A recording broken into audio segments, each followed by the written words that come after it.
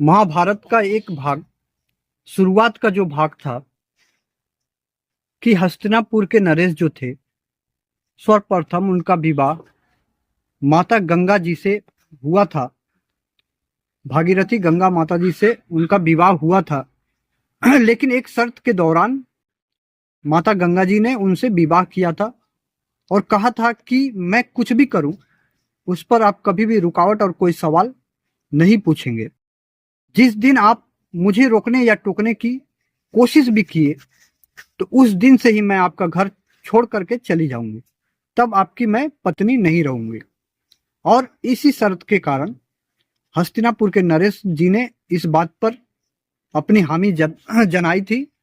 उन्होंने हामी भरी थी कि ठीक है, मैं वैसा ही करूंगा। और इसी कारण से माता गंगा जी तब हस्तिनापुर की नरेश के साथ विवाह किया था।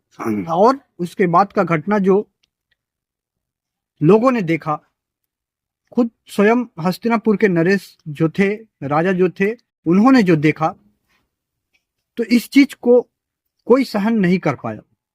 पहले तो उनके राज्य के लोग ये घटना देखे कि माता गंगा जी जितने भी उनके पुत्र हुए, संतान हुए,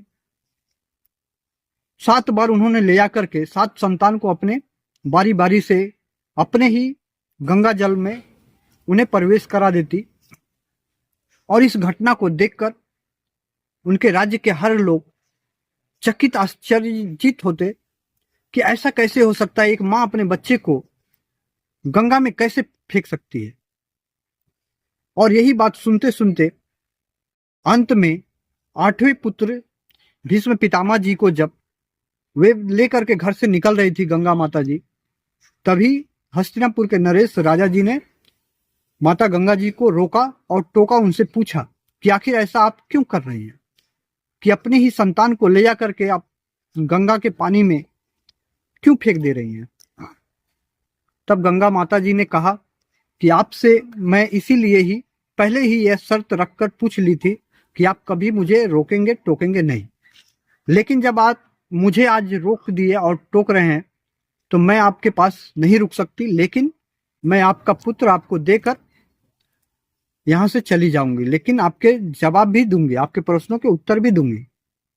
तब गंगा माता जी ने कहा कि मैं उन बच्चों को, अपनी संतान को अपने पास रख ली हूं, सुरक्षित है, उन्हें कुछ नहीं हो सकता। लेकिन आपने मुझे रोका, इसलिए मैं आपका एक संतान आपको सौंप करके यहां से जा रही हूं, आपके घर से। तो ऐसी ऐसी आश्चर्यचकित